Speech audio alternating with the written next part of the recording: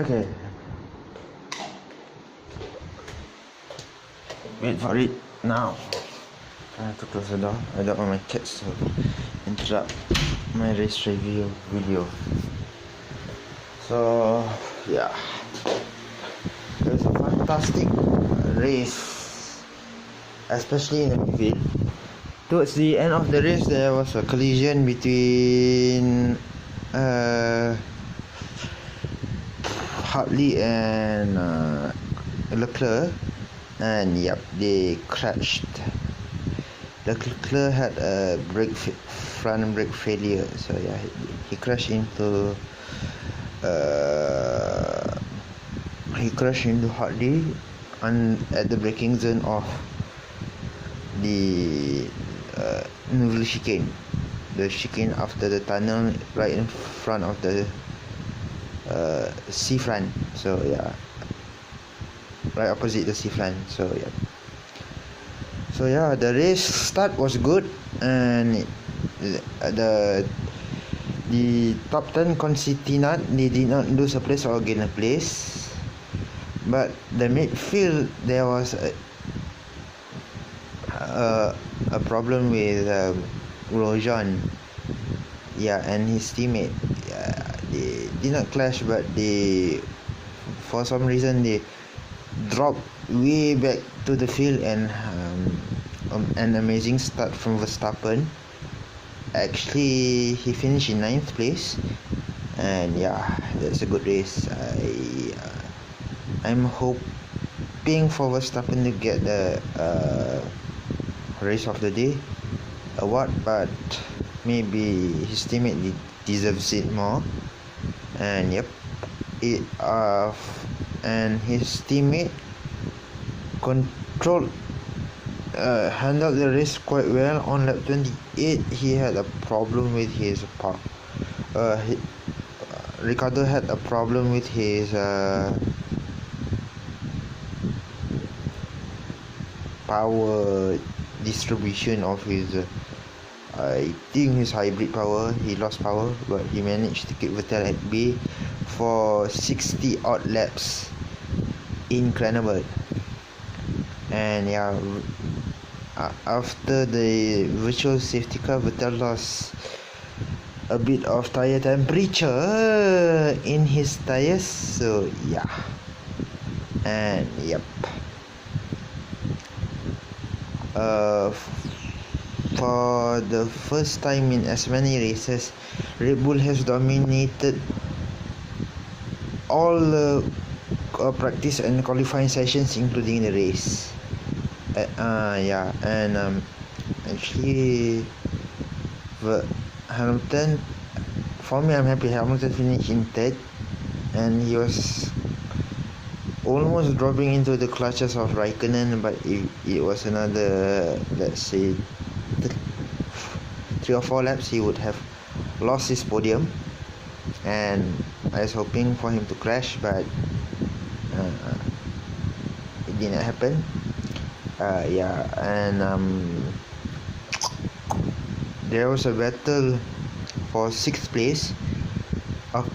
Ocon straight down to, I think it was Verstappen. They were battling out for 6th place, and yeah, that's all. And oh yeah, someone retired with either is an engine failure or a gearbox failure, and it's Stoffel's McLaren teammate Alonso retired on halfway distance, maybe just over halfway distance he retired. And yeah, Ricardo was on pole. He won the race. He dominated the whole weekend. That started actually on Thursday, because usually practice will start on Friday, but for Monaco, it's a prestigious Grand Prix. They pushed it to Thursday for some reason, and yeah, yep. He's the third person to win in Monaco, third Australian to win in Monaco. The first 2 persons were in the 1950s, Sir Jack Brabham and 2010-2012 with Red Bull and Vettel's former teammate Aussie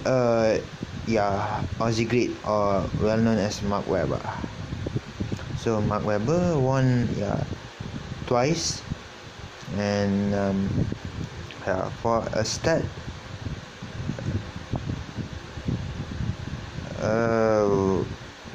Ricardo has this is his first win from pole position. He's never won from pole position or inside the top 3 in a race. So his first win. I'm happy for him, and it took him a few tries to win the Monaco Grand Prix. 2014 he did not win, 2015, 2016, 2017 he did not win. So it took him around 4 years for him to win. Yes. The next race is in Canada in a couple of weeks time, maybe just before the World Cup, or it will be pushed after the World Cup. The World Cup will be in Russia this year, and and it will be a month break for F1. Hopefully the Canadian Grand Prix will be what do you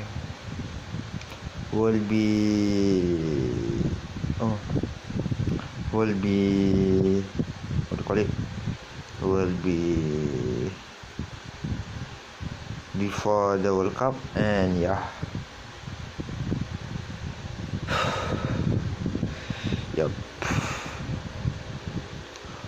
it was a well-controlled race by Ricardo. So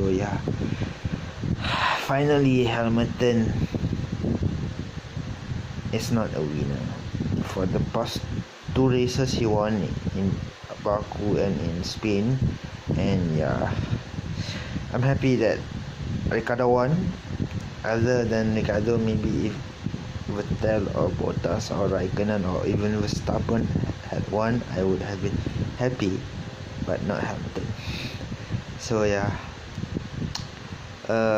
so far Hamilton is around 14 points ahead of Vettel.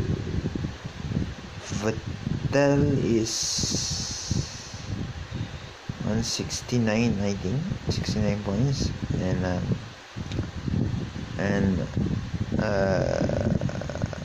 Hamilton is, we have to plus 14 on that.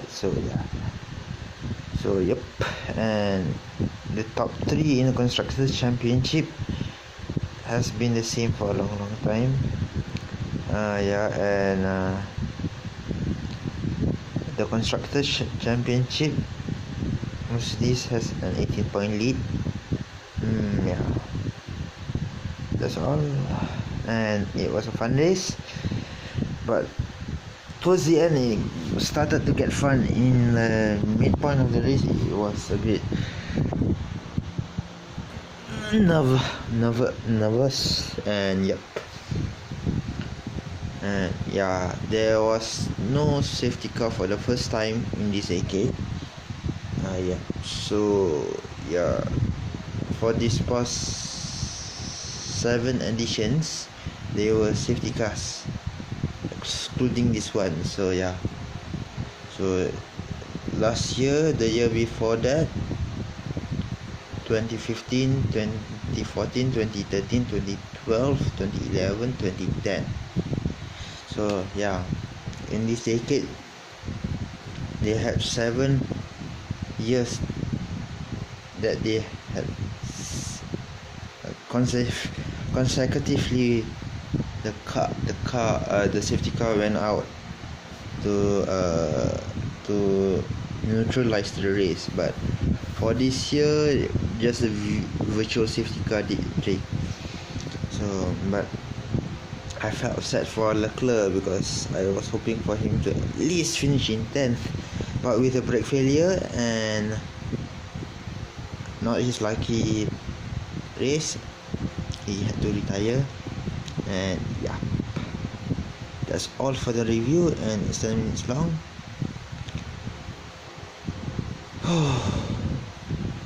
Yeah. Oh, lucky Red Bull did not mess up Ricciardo's pit stop, or Ricciardo would have lost the lead again. So yeah, and Vettel and Raikkonen's strategy was not messed up by Ferrari. Oh yes, so lucky. And yep, that's all for the race review of the Monaco Grand Prix. I will upload a video about the start of the race after I end this video. So yeah, and it's halfway through puasa now, and there's another it's almost halfway through puasa now, so another 19 or 18 days to Raya. And yeah, maybe I will make a video, or will not make a video during Raya, because I don't really usually make videos during festive seasons, because I'm not the kind of person. So yeah, don't forget to subscribe to my channel, Zai Misk channel.